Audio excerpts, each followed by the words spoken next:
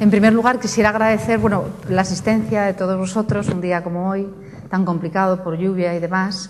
Agradecer a la Fundación Pfizer que me haya invitado amablemente y es para mí un placer y un honor estar hoy con vosotros y compartir mesa con amigos, con ilustres juristas. De verdad que para mí es un honor. Voy a intentar ceñirme al tiempo, que siempre resulta complicado, pero he visto que aquí se ha cumplido escrupulosamente. Yo la verdad es que quisiera enfocar este tema, ya lo has dicho Enrique, desde el punto de vista, con toda la modestia naturalmente, de política legislativa. Es decir, estamos en el 20, o celebramos este año 2014, el 20 aniversario del Año Internacional de la Familia, junto a ello el 25 aniversario de la Convención de los Derechos del Niño.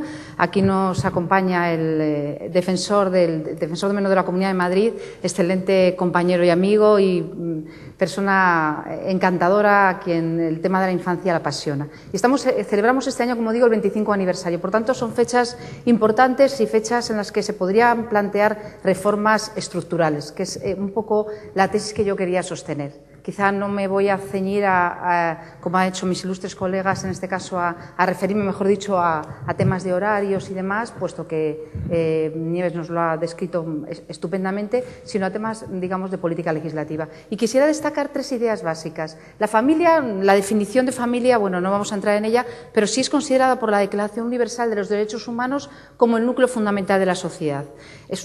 Tiene un contenido ético importante, es lo que diferencia el derecho de familia del resto de las materias de derecho civil, y es permeable a los cambios sociales, económicos y culturales.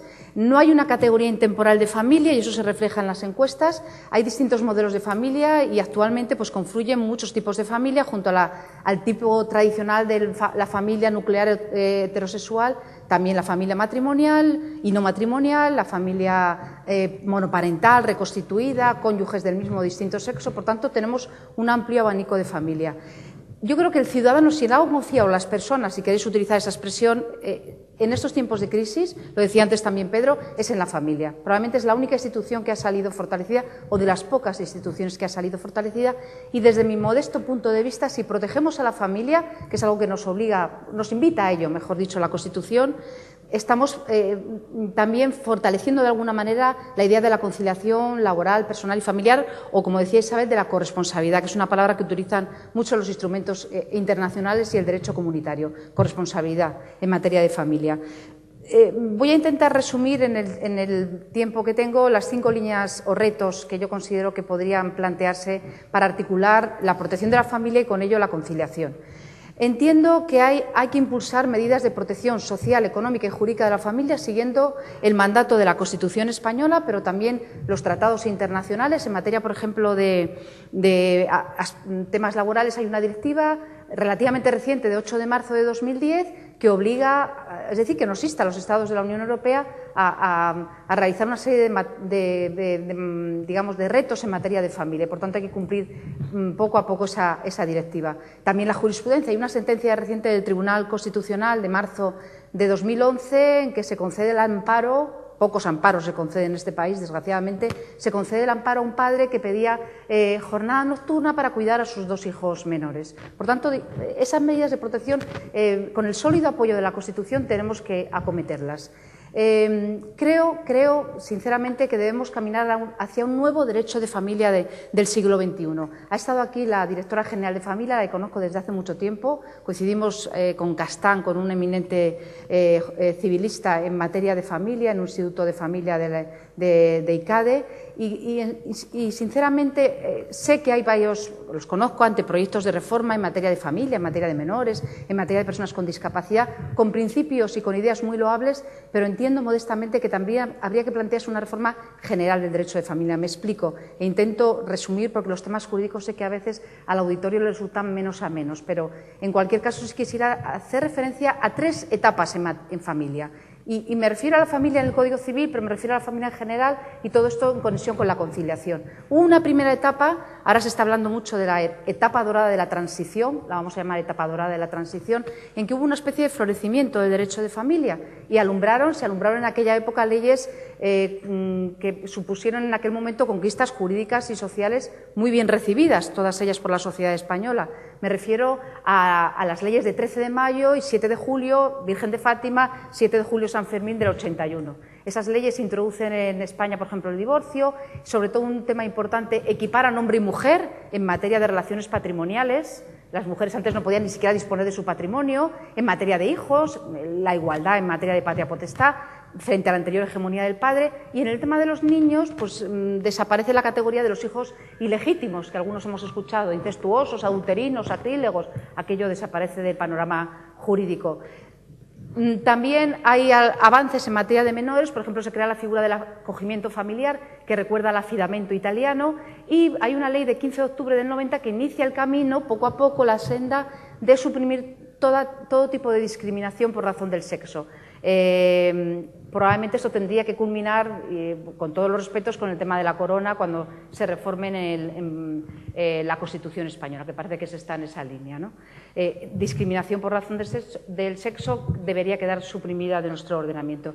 Una segunda etapa, con un salto cualitativo importante y cuantitativo, es la representada por las últimas leyes que implicaron una quiebra en materia de familia. Me refiero a una quiebra al modelo tradicional, como fue la ley del matrimonio, no vamos a hablar de ello, del matrimonio homosexual, o la regulación del divorcio rápido, sin causa. Bueno, pues esa etapa está ahí. Y luego una tercera etapa que, desde mi modesto, insisto, punto de vista, debería estar representada por reformas estructurales, que un poco está demandando la sociedad española. Vamos a reformas integrales, vamos a atrevernos a reformar instituciones importantes. Pensemos que el Código Civil español, que es donde está contenida el derecho de familia, antes me hablabas, María Ángeles, del tema, es un código muy considerado por De Castro, que es un civilista insigne, como una buena obra española. Es un buen código civil, pero es un código decimonónico, de 1889. Se ha cometido ahora la reforma del Código Mercantil con un nuevo código, y el civil, siendo el derecho de familia tan, como decía al principio, permeable a los cambios sociales, debería de alguna manera involucrarse en esas reformas. Y creo que esas reformas deberían hacerse, por una parte, con la mirada puesta en el derecho comparado. Podemos fijarnos en ordenamientos, no es que sean siempre los mejores, pero Alemania regula con mucho detalle el derecho de familia, Suiza, Italia, y también con la mirada puesta en el derecho internacional y tratados internacionales que nos pueden servir de apoyo, y también de alguna manera teniendo en cuenta una futura reforma de la Constitución.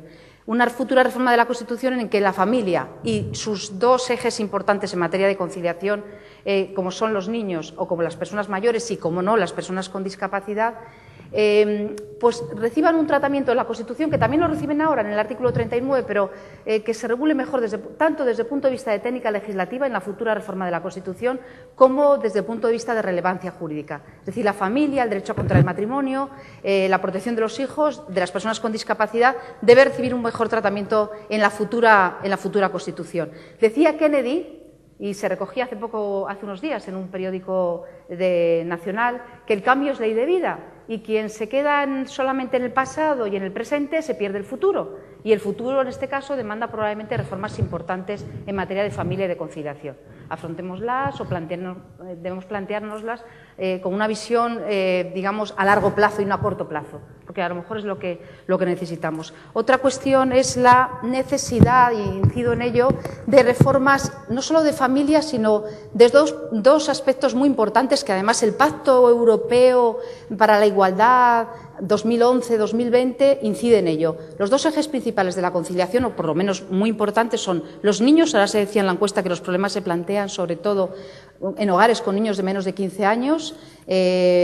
Como digo, son los niños y las personas mayores, y por tanto habría que atender a esos dos colectivos, si se me permite la expresión, y pensar en reformas pues que en la línea en las que se ha planteado ahora, recoger la idea del interés del niño, que ya se recoge en la reforma en la reforma de la Ley Orgánica de Protección Jurídica del Menor, un envejecimiento saludable, el apoyo a las personas con discapacidad.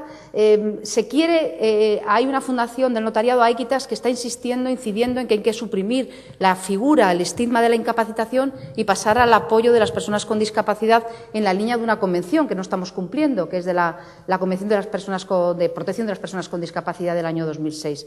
Y la idea, que es muy importante, que ha puesto antes de relieve Isabel, de la corresponsabilidad de los padres. La corresponsabilidad de los padres en el cuidado de los hijos. Y en este tema, en la Unión Europea, en un estudio reciente, muy reciente, del año 2012, nos dicen que los países de la Unión Europea hay 3 tipos de países en corresponsabilidad, en participación en los permisos de maternidad y paternidad. Lo llaman ya permiso parental, para que no sea identificado ni con la mujer ni con el hombre.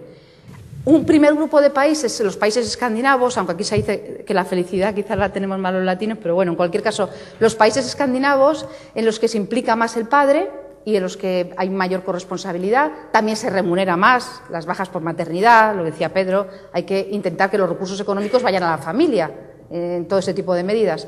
Un segundo grupo de países, el primer grupo de países básicamente están Suecia, Noruega, los países escandinavos. Un segundo grupo en el que está Francia, Bélgica, también España, en que el padre es un colaborador, lo que decías tú antes, un colaborador eventual en las tareas del hogar. Y hay un tercer grupo de países que están ya muy descolgados, como Grecia o Hungría, en la que el padre, pues 2 o 3 días para inscribir al niño en el registro, cuando nace en el registro civil, y punto. Entonces, bueno, el panorama es muy distinto en Europa, y España no está en una situación tampoco especialmente negativa en estos temas. Quizá a la hora de las bajas remuneradas por maternidad, y sí quizá esté un poco por debajo de la media. Hay que tener en cuenta también un dato importante, que es el otro eje del tema, que son las personas mayores. Lo decía antes Pedro, España tiene un ritmo de envejecimiento, o sea, en el cuadro comparativo, que está en el año 2050, se prevé que España ocupe el segundo lugar en envejecimiento de la población, por debajo prácticamente todos los países europeos y países de fuera, digamos, extraños al continente europeo. Por tanto, la situación del envejecimiento hay que atenderla y hay que adoptar medidas. Y todas estas medidas, como me queda muy poquito tiempo, deben hacerse pensando, como digo, en la conciliación personal, familiar y laboral. Reducción de jornada laboral, permiso por nacimiento, adopción y acogimiento, guarderías en las empresas, incide en ello el Pacto Europeo para la Igualdad, en que es necesario incentivar el servicio de guarderías, lo dice expresamente, y es necesario también establecer mecanismos de asistencia de las personas mayores. Todas estas reformas yo creo que deben de hacerse teniendo en cuenta la necesaria regeneración moral, económica e institucional que demanda la sociedad española. Difícilmente se pueden hacer estas reformas estructurales si no tenemos en cuenta, y esto se ha dicho, y además yo creo que todos estamos de acuerdo, que todos los retos que lancemos, todas las reflexiones que hagamos, tienen que hacerse, y termino ya, desde esa óptica. Es necesaria una regeneración profunda, una regeneración jurídica, institucional, económica, moral de la sociedad. Es necesario que los niños se eduquen en valores. No solamente es una cuestión de interés del menor, sino también recoger la idea de la formación integral de los niños.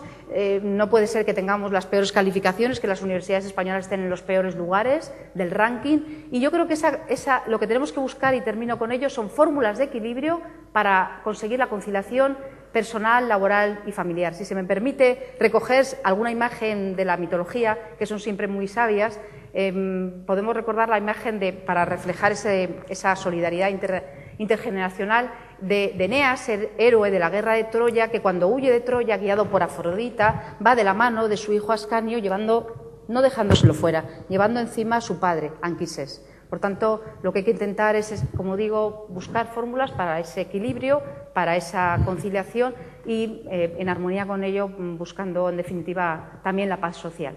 Muchas gracias y disculpen porque